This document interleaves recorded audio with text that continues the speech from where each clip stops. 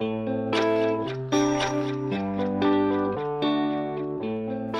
next few slides is, now we've talked about entrepreneurship. So once again, earlier on, I think Mr. Klaas or was it Leonard asked, who wants to be an entrepreneur? Okay. Here's the interesting thing is my father was an entrepreneur. After he was a research chemist, he quit to start his own import-exporting company. And initially, he lost all his money. He sold our house and lost all of that. Okay? Yeah, he went hit down. There's nowhere to go but up. After that, he went up and he bought all 5 kids all houses and cars in the U.S. So my youngest brother told me that my dad gave him $300,000 for his house and a nice new Subaru. So, don't worry. If you hit the bottom, there's nowhere else to go but up.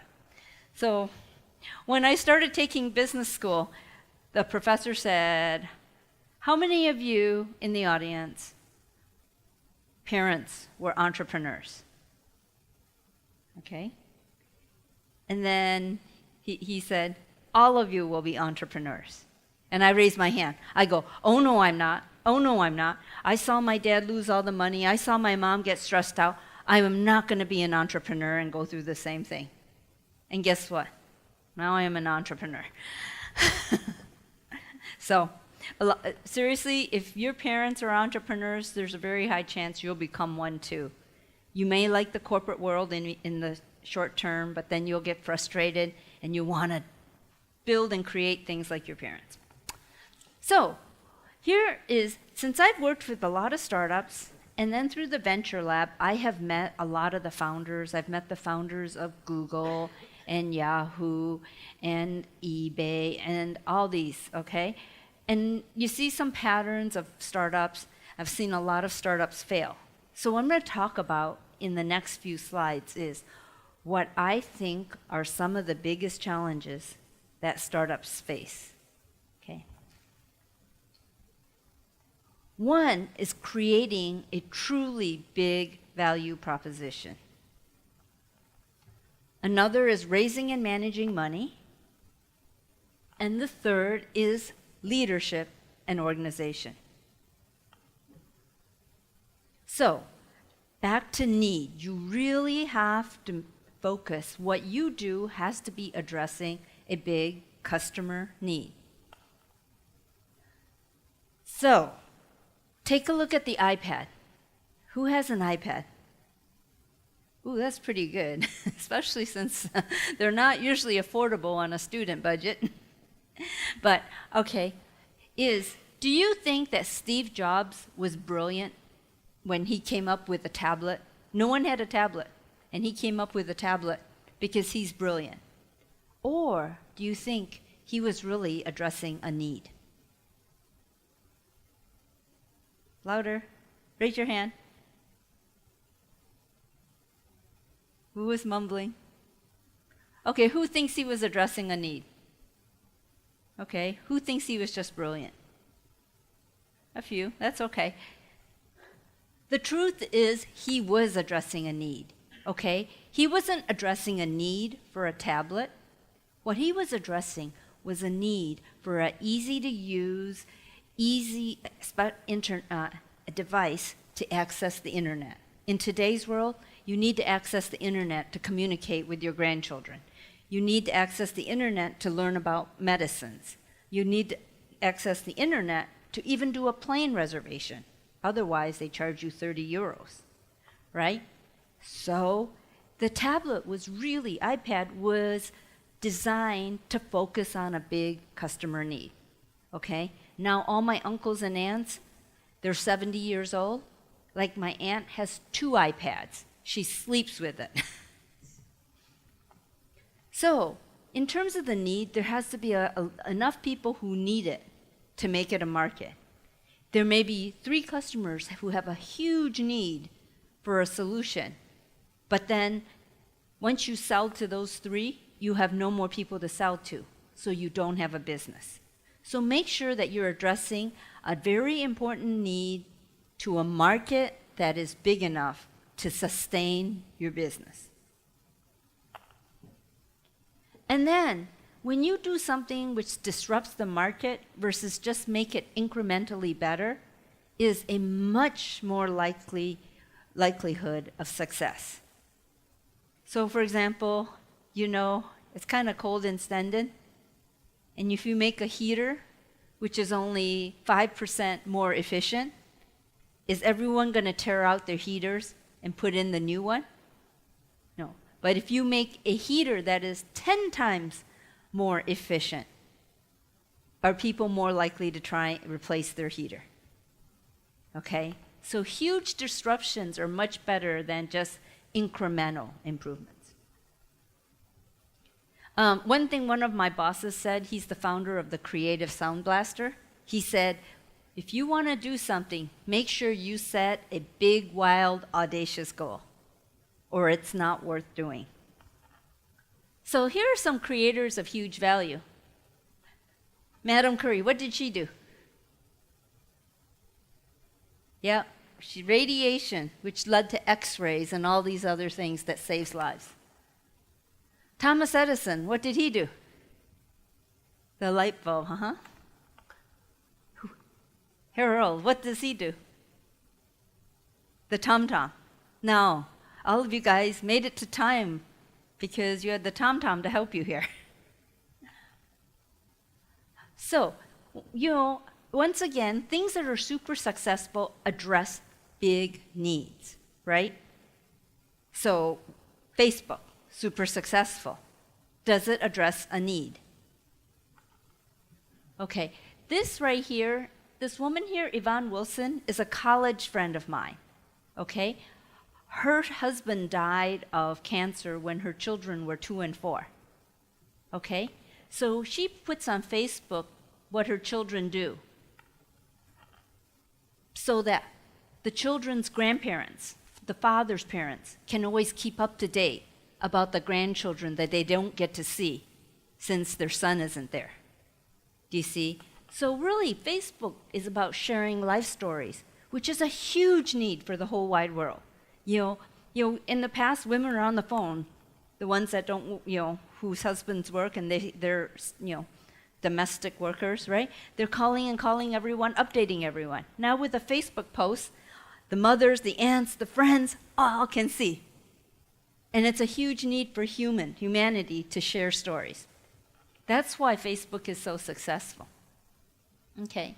This is a company I've been telling you about. It's my favorite company so far, is Lumix. It's one of the companies that I mentored out of the Amsterdam Center for Entrepreneurship. They have developed a technology which can take a video at the molecular level. So you can see, like, the molecules from a cancer drug, how it interacts with the DNA to stop breast cancer. And no one else has been able to do a video at that small of a level. And so with something like this, it can help cure breast cancer. It can help do a whole bunch of things at the molecular level and really change the world. And this is coming from Netherlands. So it doesn't have to come from Silicon Valley. One thing is, as you figure out and build your product, a very important element is scalability, okay? If you can build a really good product and the customer really likes it, but if you can't build the second one and the third one and the fourth one and the 1,000th one really easily, you will run out of money. So think about scalability. It's super, super important. So Magento is this website company. So they build e-commerce sites, and they have a template, and they're really easy to use. So now Magento powers over 250,000 e-commerce sites. They do it for Nike, they do it for the North Face, all these products Magento does. And they can do it because they've built their software so it scales very fast. Okay, I've seen a lot of companies fail. They had great software, but they couldn't scale. The company I was telling you about, Uptime One, that was a platform for food institutions, restaurants to order food, to order ingredients. It couldn't scale. We'd build something for one situation, but then we couldn't build for another supplier. We had to start over again.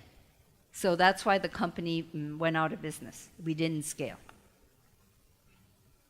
One thing, as you go global, who wants to go global with their company? Okay.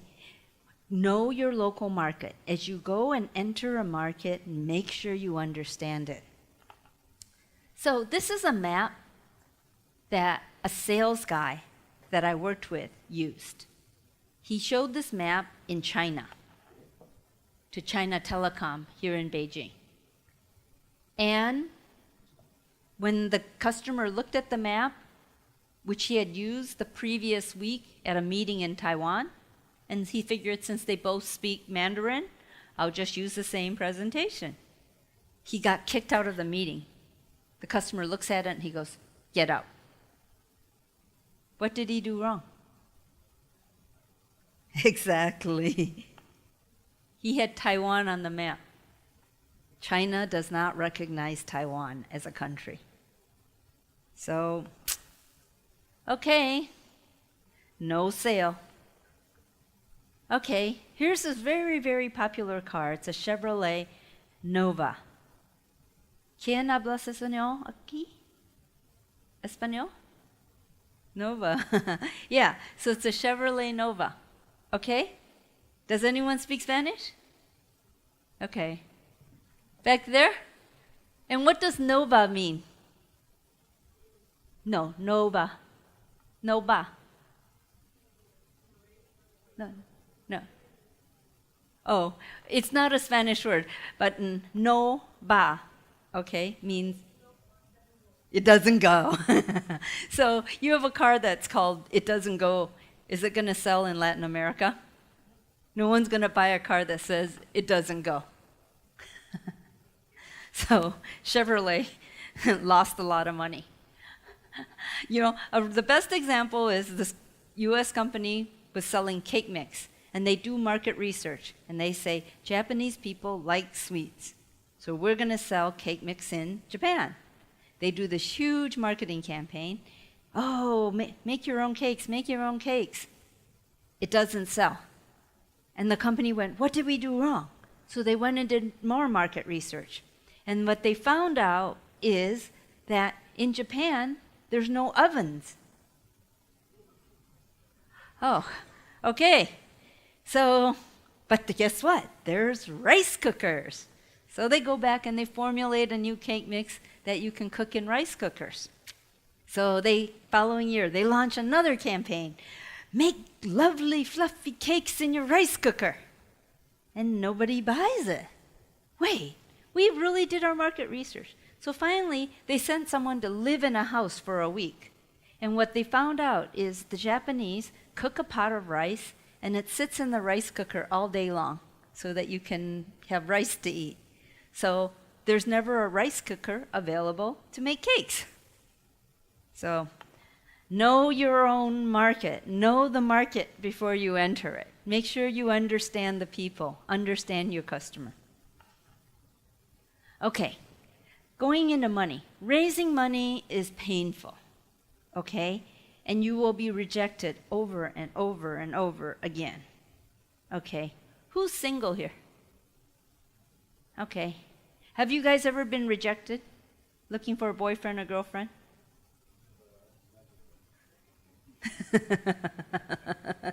Anyways, okay. Raising money is 10 times worse. So if you see right here, this are all the presentations that I did at a company where I was the VP of marketing and we were trying to raise money. We pitched to 100 presentations to 40 investors in order to close one investor. We did it for 3 months. So if any of you are looking at raising money, just know that it is super difficult. And you just have to be really thick skin, and persistent. Okay? You hear all these stories about people in Silicon Valley get money, this and that, this and that. What they didn't tell you is that they went and pitched 100 times.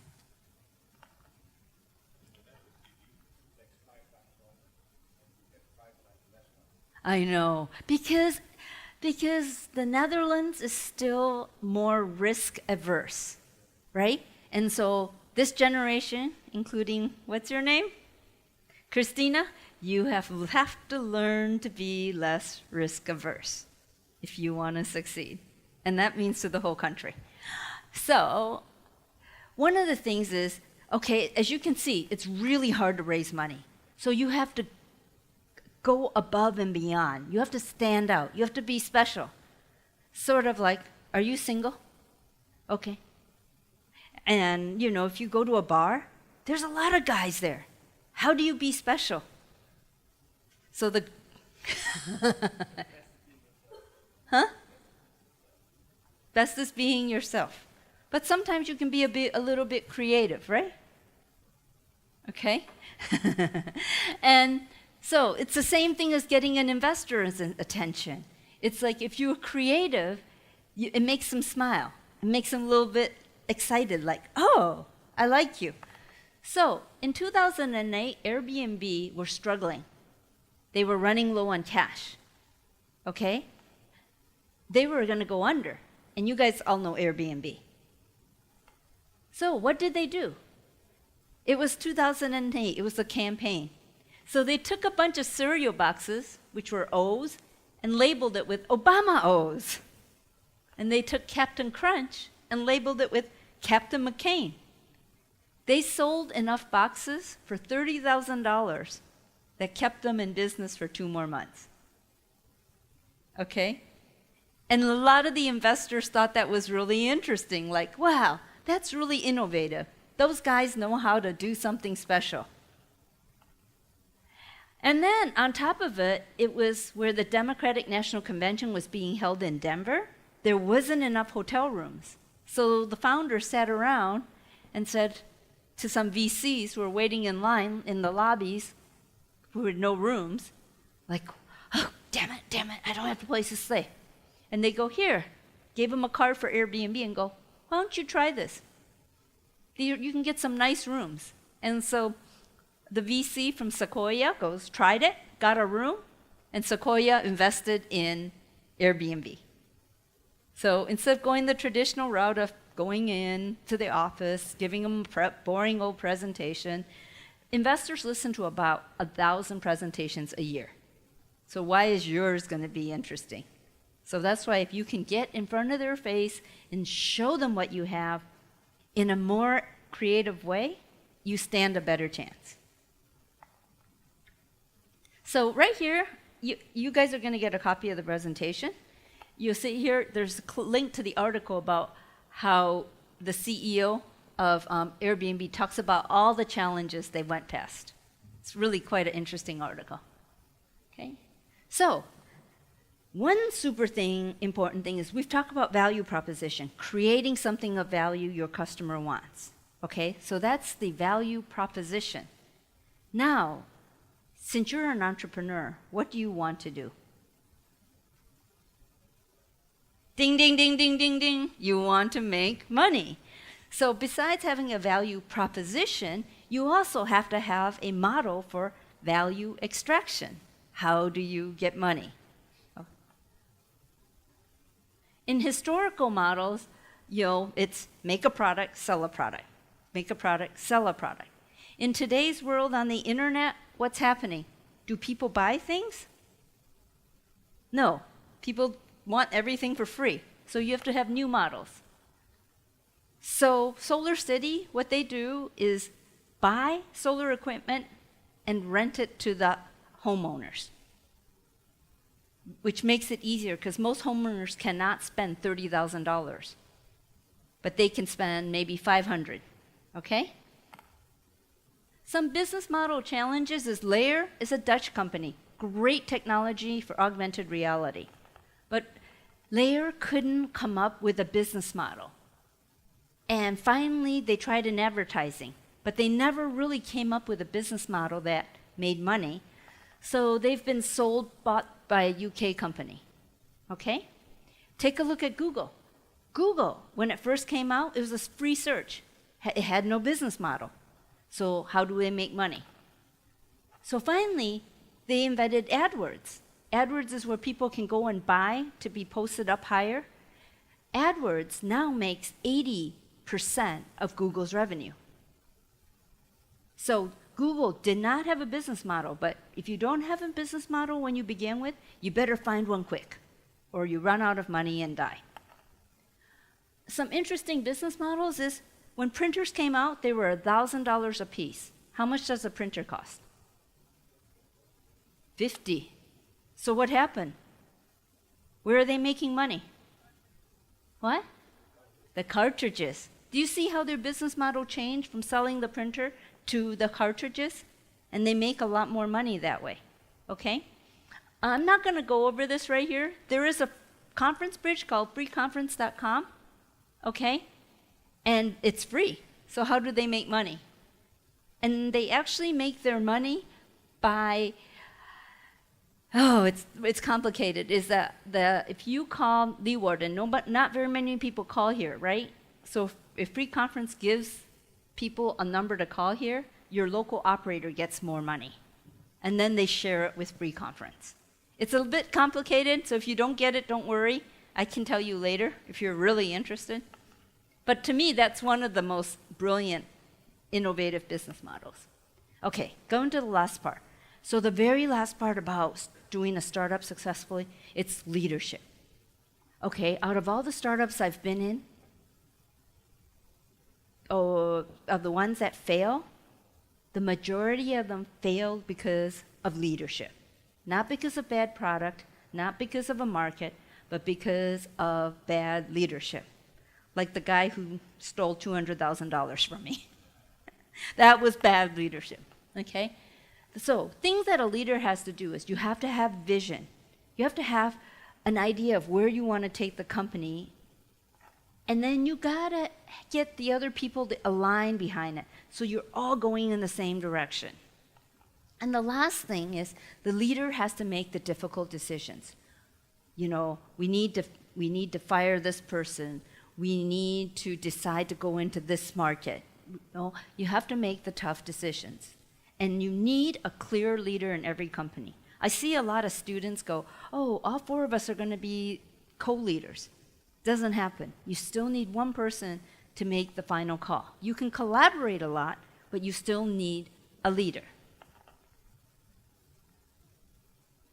In today's world, it's a knowledge society. People know about what leaders are doing. In the past, they could hide, right?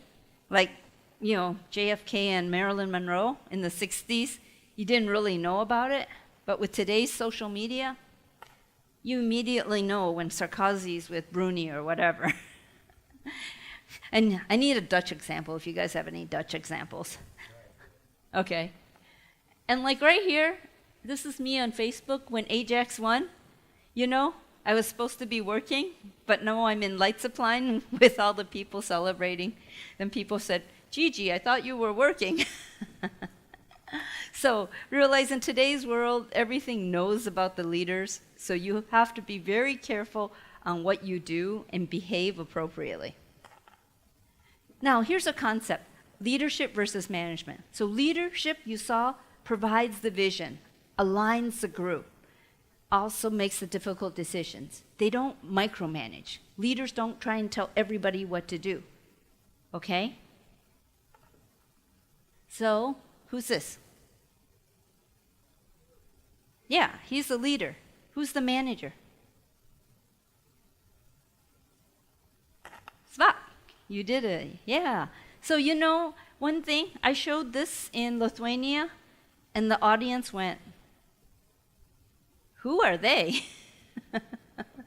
Okay, so I made a mistake. I did not know my audience. Okay? So when I went back to Lithuania the following year, this is what I did. Leadership. Luke Skywalker. They knew Luke Skywalker. Okay, who's the manager? Han Solo. Come on, Was Han Solo someone you could depend on? And Chewbacca? Yes. No.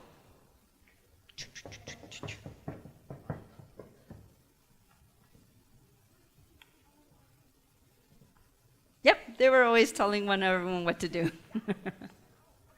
But do you see the difference between leaders and managers? So in the beginning, when you start a company, you have to be both, right? But as the company grows bigger, you enable other people to be managers, and you rise up and you need to be the leader. Okay? So the leader's role is to set the vision and strategy, inspire and align the team, raise money, set the structure, who reports to who. Are we going to have product and marketing together, or are we going to have engineering and product together? Where do people fit? You recruit the top people. You oversee culture. Is this a culture where it's very open, we share all information, or is it where everything, what is the culture? Because culture is very important. Make sure everything's working. So you should be knowing what's going on and identify where there's a problem. Then you're going to have to make difficult decisions. At the end, this is an American term, the buck stops here. The CEO is responsible, ultimately, but they also get paid the most. So something about, just a quick thing about filling the holes. This is an old boss of mine. He's a serial entrepreneur. He was CEO of Internext, and he was fired by the board. He was horrible. He was a nice guy, but he was horrible. Okay, 2 years later, he started a company, AboveNet, and it was sold for $130 million. So what did he do different the second time? I went and I had coffee with him, and I'm going, Sherman, you sucked. You sucked when you were my CEO, right? Like, how did you succeed the second time? And he said to me, I had to look at myself when I failed. And I go, I had to be honest and say, what did I do wrong? And he said, I thought since I was CEO, I should be in charge of everything. I was good at everything. What I learned was I was not good at everything, okay?